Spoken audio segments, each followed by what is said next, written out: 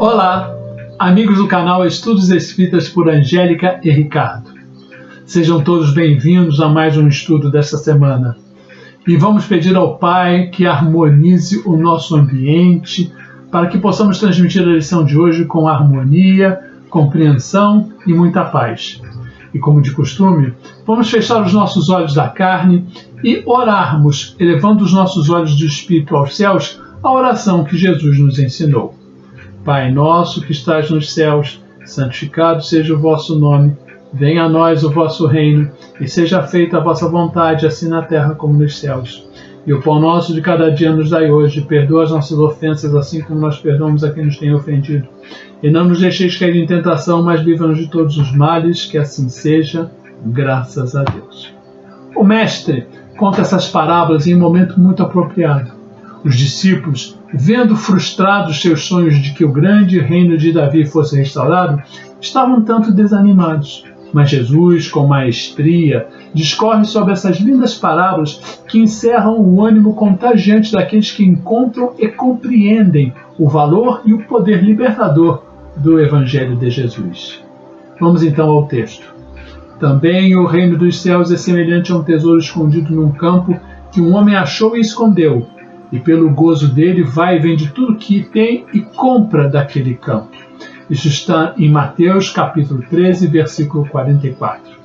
Hoje estaremos refletindo sobre um tesouro de incalculável valor. O homem tem resumido a sua tarefa na terra a procurar tesouros, a achar tesouros, a esconder tesouros, a vender tudo o que possui para comprar campos que tenham estes tesouros. Assim tem acontecido e assim está acontecendo. Então perguntamos, para que trabalha o homem na terra? Para que ele estuda? Para que luta a ponto de matar o seu semelhante? Para possuir tesouros? Perguntamos.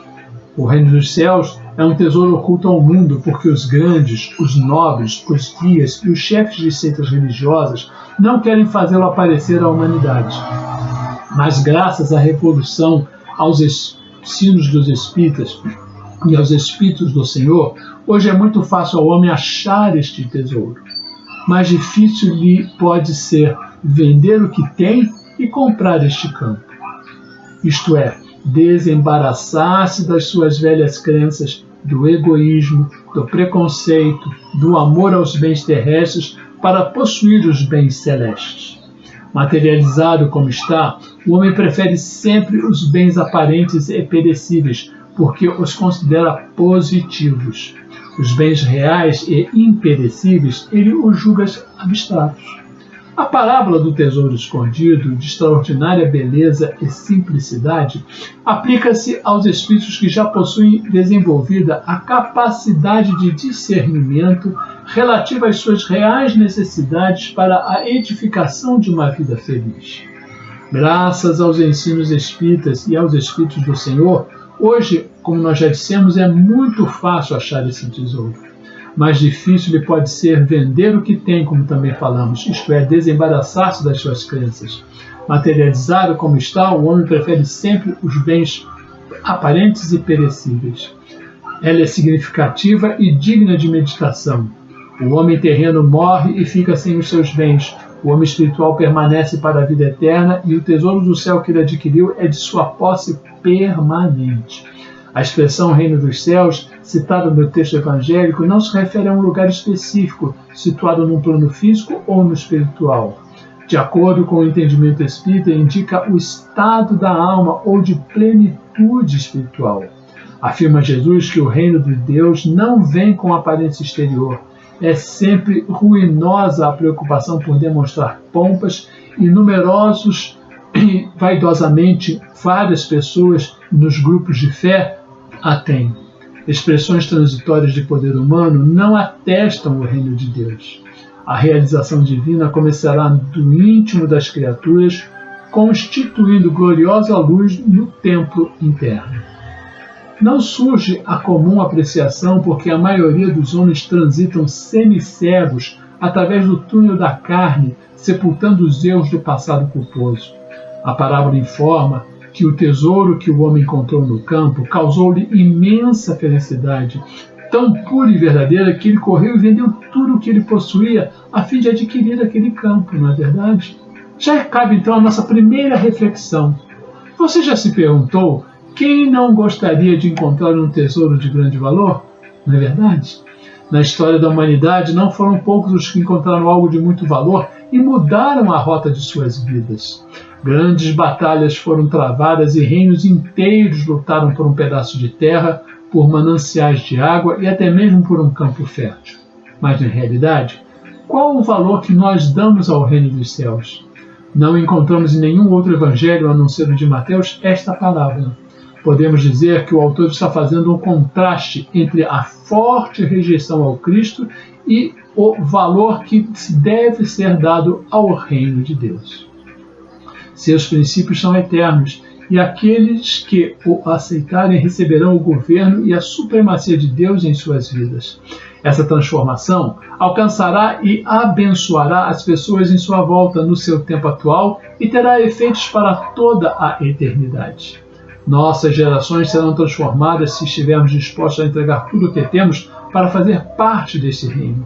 A parábola do tesouro escondido, de extraordinária beleza, aplica-se aos espíritos que já possuem desenvolvido essa capacidade relativa às suas necessidades para a edificação de uma vida mais feliz.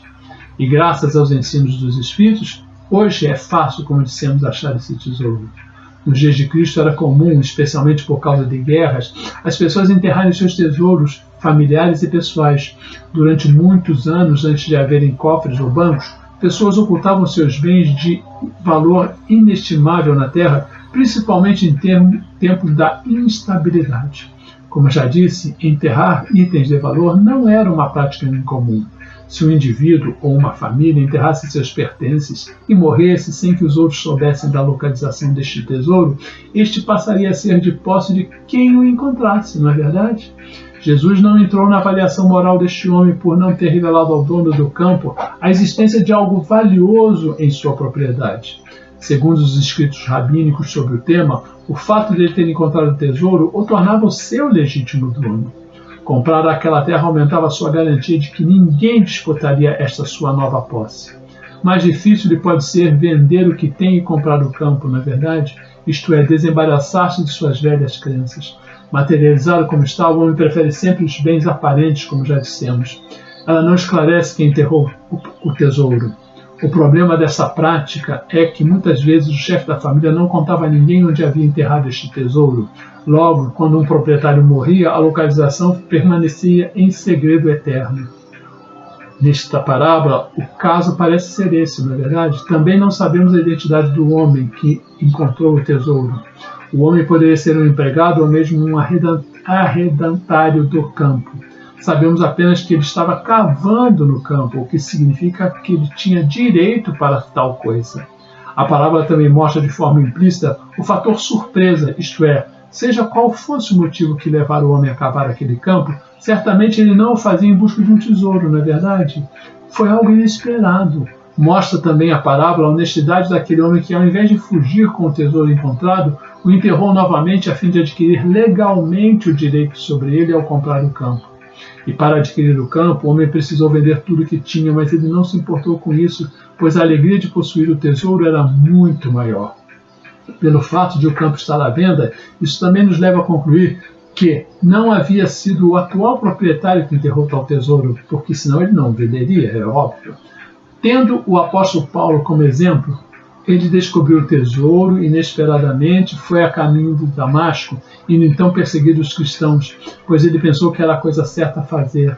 Como acontece com todas as parábolas de Jesus, nesta, as pessoas também insistem em aplicar significados alegóricos aos alimentos descritos, dentre os quais o mais conhecido é aquele que defende que o campo é a palavra. Porém, o exemplo de Paulo, como nós acabamos de ler, mostra que não devemos restringir dessa forma a aplicação dessa parábola, já que o apóstolo não estava lendo as Escrituras quando se deparou com este tesouro. A parábola do tesouro é significativa e digna de meditação. O homem terreno morre e fica sem seus bens. O homem espiritual permanece para a vida eterna e o tesouro do céu que ele adquiriu é de sua posse permanente. Sempre ouvimos, lemos e vimos reportagens, histórias, filmes sobre a busca lícita e ou ilícita, sangrenta ou não, sobre a busca frenética por tesouros, riquezas e tantas coisas. Há quadros, joias, carros que são vistos e vendidos como relíquias, como tesouros. Há ainda aquelas relíquias de valor sentimental, muitas das vezes com pouco valor comercial, mas que são passadas de gerações a gerações. Ainda no lado afetivo e sentimental, quantas vezes não falamos e ouvimos expressões tais como meu filho, meu tesouro, ou uma mulher dizer para alguém que ama, você é meu tesouro, ou o homem dizer coisa semelhante para a sua mulher. Mas não é sobre esses tipos de tesouros que nós vamos refletir e estamos refletindo. O tesouro de incalculável valor que queremos tocar é o reino de Deus. Jesus conta a história de um homem que, cavando um buraco num campo, encontrou o tesouro que havia ali sido escondido. Essa era uma prática considerada comum naquela época, pois as casas não eram tão seguras contra as invasões de ladrões, além de que na antiga Palestina sempre existia algum risco de um possível conflito estourar, o que poderia ocasionar eventuais saques aos bens. Portanto, os chefes de família muitas vezes enterravam uma parte ou quase toda a totalidade de seus bens. Visto que o Senhor não interpretou essa palavra, uma variedade de pontos de vista interpretativos são então mantidos. No fluxo desse capítulo, parece melhor entender que isso é uma referência a Israel, ou seja, a propriedade preciosa de Deus. Nós vemos isso no livro de Êxodo, no capítulo 19. Uma razão pela qual Jesus veio ao mundo foi redimir Israel para que pudesse ser visto como aquele que vendeu tudo o que tinha, a saber, as glórias do céu, e a fim de comprar este tesouro. A parábola pode ser entendida a partir da ideia de que tudo que é valioso tem um preço a ser pago. E o que significa vender tudo quanto tem? No contexto dessa parábola, vender tudo que tem significa, na verdade, fazer uma escolha. Quem quiser receber o tesouro precisa estar disposto a fazer tudo por ele. Pode perder amizades, família, relacionamentos, mas isso não significa que ficará sozinho. Em verdade vos digo que ninguém há que tenha deixado a casa, ou os irmãos ou irmãs, ou pai ou mãe, ou mulher ou filhos, ou campo por amor a mim e do Evangelho, que não receba 100 vezes tanto já neste campo, em casas, irmãos, irmãs, mães e filhas e campos, e no século futuro da vida eterna. Isso está no Evangelho. Lições da nossa parábola. Temos uma lição importante que devemos sempre aplicar em nossas vidas. Encontramos um tesouro incalculável. Talvez quando os amigos daquele homem ouviram vender tudo sem motivo aparente, pensaram que ele estava cometendo um terrível erro, ou até mesmo, quem sabe, enlouquecendo. Esse é o comportamento de muitos que nos cercam ao que não compreenderem o grande valor do tesouro que nós possuímos. Eles não entendem quando renunciamos às facilidades dessa vida, a possibilidade de nos dar bem a qualquer custo, ou mesmo quando deixamos de passar oportunidades imperdíveis por amor ao reino de Deus. Percebe-se claramente o sentido simbólico desse ensinamento de Jesus, ou seja, o tesouro encontrado representa o ápice do esforço humano de transformação para o seu bem. Trata-se de um marco de grande significância que faz o espírito ascender de um patamar evolutivo para um outro. Certamente, o ensino da palavra consiste em que o tesouro escondido é o próprio Cristo e o seu reino, inclusive a salvação, que nos proporciona o grande privilégio de assim sermos transformados definitivamente. Porque quando se abre o baú do Evangelho, vislumbra-se um verdadeiro tesouro cheio de capital imonderável, capital imensurável, pois não se pode medir o valor do perdão imerecido. Ninguém pode pagar o preço do perdão, que só pode ser respondido com a semelhante imensurabilidade da gratidão. E quem encontra o tesouro escondido do Evangelho não precisa dar mais nada, pois o preço a ser pago é a doação de si mesmo, é o entregar-se de corpo e alma, em espírito ao Senhor, em bondade e caridade ao próximo, como fez o bom samaritano. Quem acha esse tesouro, quem entende esse perdão, encontra grande alegria, que vive em bondade, como é bom o nosso Pai Celeste. E perdoa porque sabe que é perdoado. A parábola não está ensinando que devemos comprar a salvação. Ao contrário, o recurso utilizado por Jesus tem o objetivo de mostrar a tamanha preciosidade do seu valor incalculável na vida daquele que a encontra sem ao menos ter procurado por ela, a ponto de renunciar a tudo o que possui apenas pelo prazer de desfrutar dessa posse. Além do ensino principal dessa parábola, que já foi citado, temos uma lição importante na nossa vida. O reino dos céus vale infinitamente mais do que o custo do discipulado, e aqueles que sabem onde está o tesouro abandonam alegremente tudo ou mais para garanti-lo. O reino dos céus, o alegre reconhecimento do governo de Deus sobre o coração e a vida, incluído salvação para o presente, para o futuro e para a alma, finalmente também para o corpo, traz o grande privilégio de ser assim uma bênção para os outros e para a glória. Nesse contexto é importante não deixar passar as oportunidades do crescimento espiritual que nos alcançam a existência no geral. É preciso exercitarmos a faculdade de ver ou ouvir segundo o Espírito. O egoísta fala do seu tesouro exaltando as posses precárias. O avarento refere-se às mesquinhas preocupações. O gozador demonstra apetites insaciáveis. O fanático repete pedidos loucos. Cada qual apresenta seu capricho ferido como sendo a dor maior. Cristo ouve-lhes as solicitações e espera a oportunidade de dar-lhes a conhecer o tesouro imperecível. Percebe-se claramente o sentido simbólico desse ensinamento de Jesus. O tesouro encontrado representa o ápice do esforço humano na transformação para o bem. Trata-se de um marco de grande significância que faz o espírito ascender de um patamar para o outro. É por esse motivo que ele abre mão de todas as suas posses, passando a viver a vida do espírito. O campo local onde o tesouro foi encontrado indica o plano onde são desenvolvidas as experiências do aprendizado humano. Na existência física durante as reencarnações, no além-túmulo, nos estágios realizados nos diferentes planos de vibração. E nesse contexto é importante não deixarmos passar as oportunidades de crescimento espiritual que nos alcançam a existência, em geral manifestadas sob a forma de provas.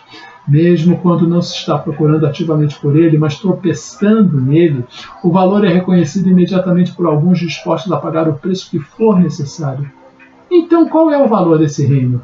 Eu gostaria que você pudesse se perguntar isso. Claramente, Paulo considerava Cristo e seu reino um tesouro que vale a pena abrir mão de tudo o que se tem, se for necessário para se obter. É preciso exercitarmos a faculdade de ver e ouvir segundo o Espírito. Reflitamos então, o que há no reino do Cristo que o torna tão valioso? Eu gostaria que você pudesse se perguntar, será que estamos dispostos a pagar o preço total para obter o tesouro do reino de Deus? O preço do arrependimento? O preço da submissão completa à vontade do Cristo? O preço de colocar o reino em primeiro lugar em nossas vidas? Martin Luther King Jr. certa vez disse, aspas, se você ainda não achou uma causa pela qual vale a pena morrer, você ainda não achou a razão de viver. Fechou as aspas.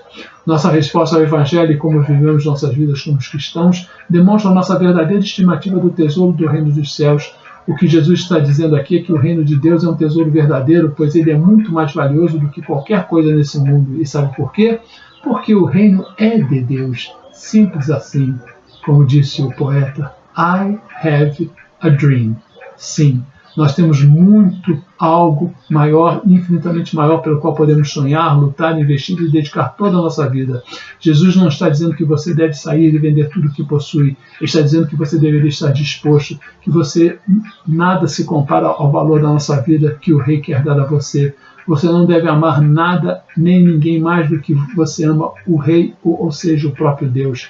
Se você pertence ao reino, você tem o maior dos tesouros. E esse tesouro é dado livremente por Deus, o Rei, que a todos que confiam nele. Essa é a lógica deste reino.